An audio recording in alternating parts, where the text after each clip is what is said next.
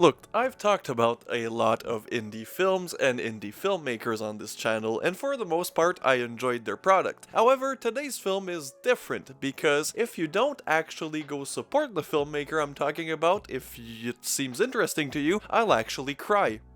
And you don't want to see that. I ugly cry. Like a lot. And that film is, of course, Vapor Green by the production company Box Cream Film. Hey, Steven, do you want to cream my box? That was a joke, I'm not offering. Unless...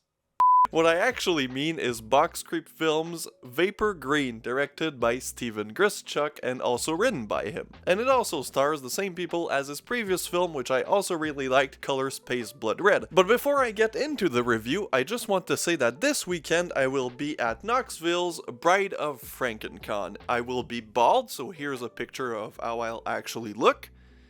So if you see me there, come say hi, don't be shy. I'm kind of a person, so you can talk to me, so that's good.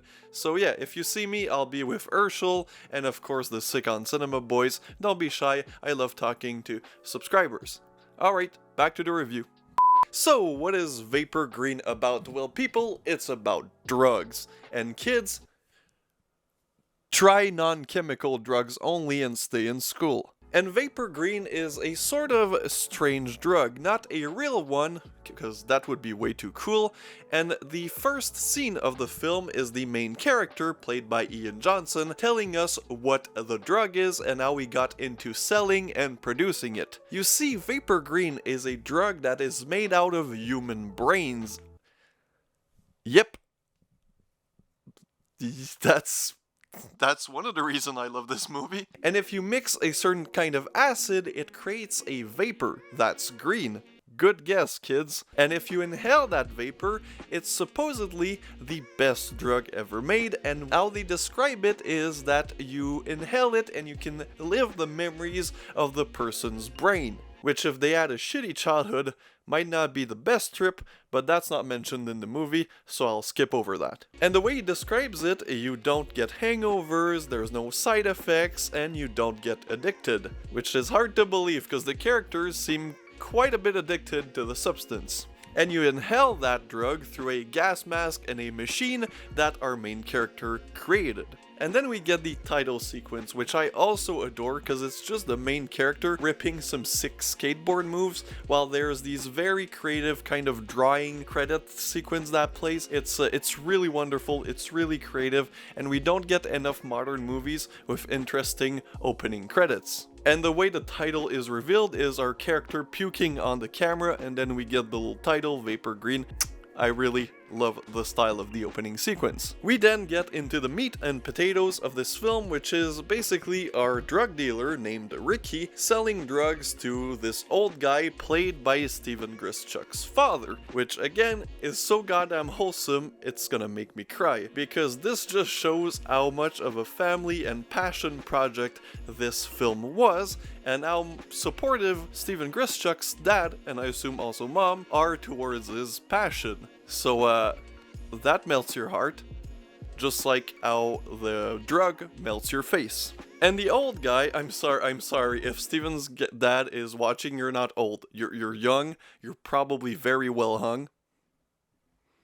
Why is it like, it's June, so my videos become super homoerotic? What am I saying?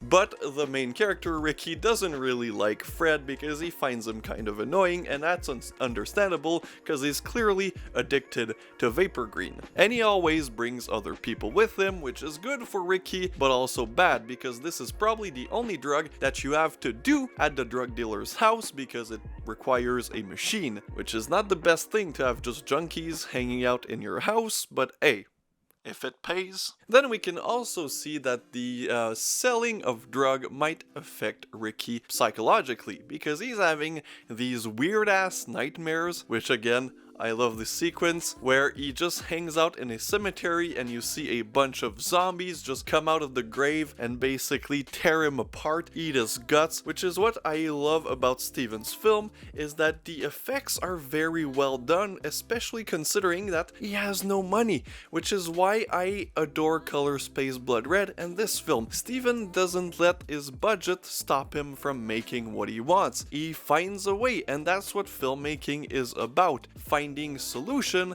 especially when you have no budget. Instead of complaining online how he doesn't have money, Steven just makes stuff with what he has, and it always looks pretty goddamn good. Some effects you might find cheesy, but that's the point. And this scene is the perfect example of that. I fucking love this movie.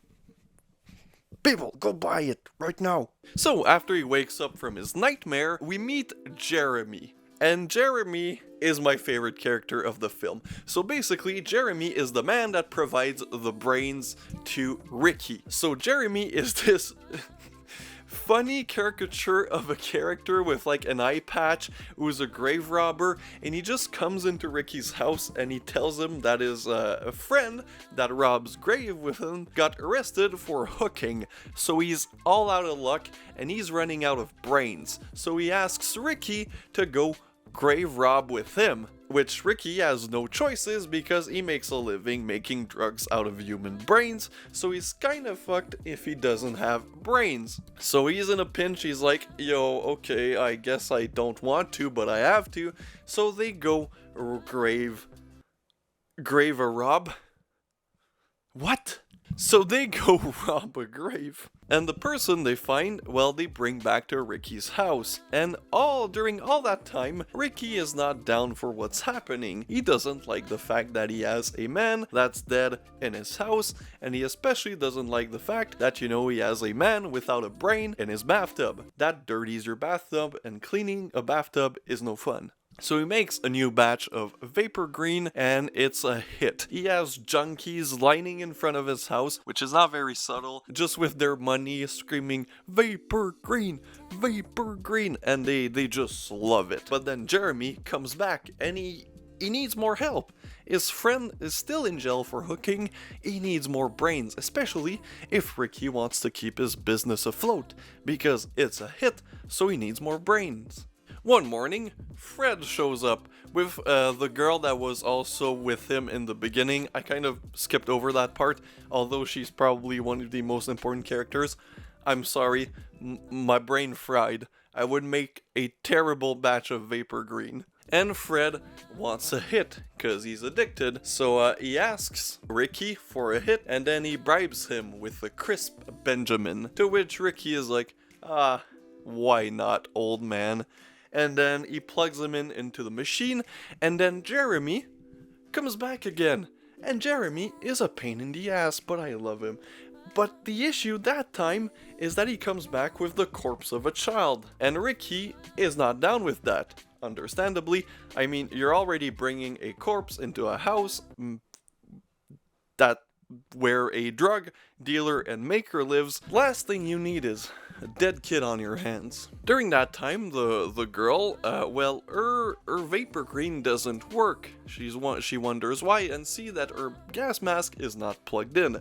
And then she looks at Fred and he's not answering. So she lifts up the mask and see that Fred's dead, man. Fred is dead. Shit! What is she gonna do? So she just runs out of there, sees a goddamn dead kid, screams in the street, and then somebody calls the goddamn police. Those snitches? Ricky gets upset, obviously, and he takes out his frustration on Jeremy. He then gets fucking shot.